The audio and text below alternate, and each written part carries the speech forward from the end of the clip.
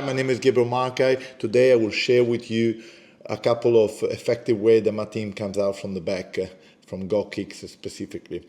Now, everything is based again in my principles of play. I will show it here, perhaps I'll put in the screen. So as you can see, in the attacking phase is awareness, which includes scanning, perception, decision making, making the right decision at the right time, positioning, which includes movements and overloads. Everything that we do during the BP phase evolves around those four principles.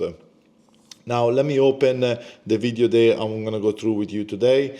A couple of videos. As you can see here, we have a goal kick scenario. We have a 5v3 in this square, you know, and we don't have an overload in this area. So let me play the video. As you can see, the center back takes the ball, takes possession of the ball. We create a small triangle around this area. They have three of their forwards. It becomes a little rondo, 3v1 in here now, and we're out to play. Now I'm going to analyze, I'm going to fast forward a little bit forward. Now we have decent possession in the attacking half.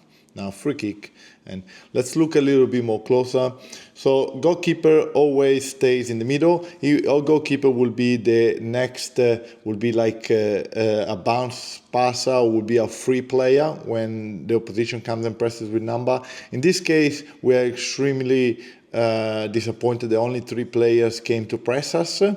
We usually invite a lot of more players to come and press us, but in this time around we have 1 player, 2 players, 3 players, 4 players, 5 players. We have 3 center backs as well as our 2 sixers dropping in our box. The reason why I want them to drop is to create those bounce passes that you have seen in the video previously. Now, we don't have the overload in the opposition half, as you can see, because they well set up, in this case 𝗳𝗆𝘆𝗶 Knights, so there's no advantage, there's no point for us kicking the ball longer. So and there's a lot of advantage of us trying to play through here because we have an overload. Only 3 players of theirs, as you can see, the goalkeeper waits for somebody to go at him, this guy now waits for this to come, and then we're free, we're ready to go. Now, what happens if there is not a clear overload? So in this case, we still have an overload in here. We have 1, 2, 3, 4, 5 players out against 1, 2, 3, and 4 players of theirs. This guy is playing man-on-man with a wing-back. This guy is playing man-on-man and wing-back, man-on-man in here, and we have him worrying about him perhaps, or a 3v2 in the back line. Now, how can we ask them to come and invite us? As you can see, the distances are pretty short, but again, we can play out because the goalkeeper is completely free, you know, so it just needs a bounce pass. Now, to create the space in here, what do we usually do? We ask one of the 10s to drop so that the 6 doesn't shadow our 2 striker. The reason is we want to create a little bit of space in this area here for our striker to receive the ball and turn. And if that's possible, then we are able to attack the opposition in a 1v1 scenario. So this guy does very well. This guy now had left his space, came around here. We have a 4v4 in the area. As you see, a lot of awareness and a great decision making based on the principle of play. And look at what happens now. We play the ball around this area and we created the overload. So you see, bam, no point of us playing around here. We already created what we wanted to create. Our wingback receives the ball and now we're ready to attack. Yeah. Now, again, we have full control of the ball in the attacking third, and we play again. Now, if there is no need for any of the players to go and attract the 6 because the 6 is not there, sometimes what we usually do, we don't go direct. We still try and play out the first couple of passes because, again, even if they can't press on man, it's a man-on-man against our back line and our players, our field players, but the goalkeeper is really free. So we always ask the goalkeeper to delay the pass if no one comes to press you. In this case, you're going to see we have the space here to receive in a 2v2 scenario. We don't want to play direct. As you can see his body shape, he knows that this is the space. This guy will turn his back, will see the space. This guy will indicate that there is space in here. So, and you see, man on man of the opposition. Day 6 is now pushing extremely high.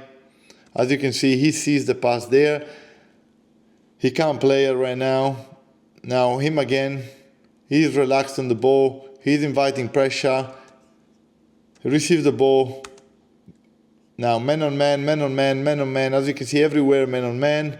So the goalkeeper, we have a 3v3 here. The goalkeeper, the only thing he needs to try and do is try to put the ball in here. It doesn't have to be a precise pass, but it has to be a pass that is in front of the striker, and our player, all our 4 players need to be in front of the defender and cannot get anticipated. If this happens, then well, we are very likely that we win the ball. So that happens. Great ball in the space, and now we have a 3v3 scenario. Unfortunately, we couldn't play a true pass, but yeah, we got close to it. Now, of course, to do all this, you need to practice. It takes a lot of repetition. Those boys have been doing it for a few years and all those kind of things. Usually the way that I set up this kind of training, I don't train with a lot of players. I only have a few players. I try to replicate the game as realistic as possible, and actually I try to make it as hard as possible. Now in this case we have 2 goals in here. If we reach those 2 goals, we usually are in a phase where we can manage possession. As you can see, the blue player is defending. We have our center back that always starts with the ball. Our goalkeeper is always free. Our other center back in here, one other center back in here. We have 1-6, the other 6, and one of the 10 is dropping to get this player out. The opposition is going to set up with 2 strikers and 4 attacking midfielders. As you can see, very composed. Now scanning, if you can see this player now, he's turning his scans, so he's aware where he's on the park. He receives the ball, he is facing forward. Now, again, the principle that we said before, players, positioning, movements. Can we see the movement of all those players? All those players are now moving into spaces to create gaps. Great pass around the corner. Now this guy is free. They play a couple of passes together and they throw. So yeah, created overload, bam, we out. Again, the game restarts. Our center backs restarts with the ball.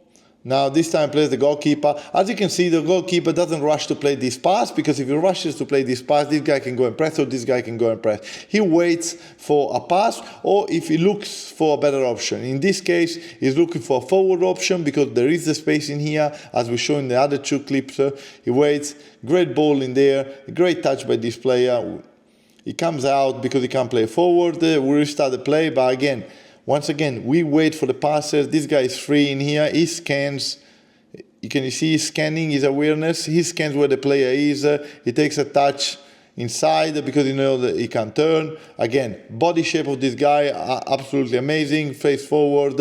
Now this guy tries to play the first time pass to this guy. It doesn't happen, but you got the idea. That's how we come out from playing from the out. I hope this helps you, and I hope this can drive you and motivate you to try with your own team. Thank you for watching.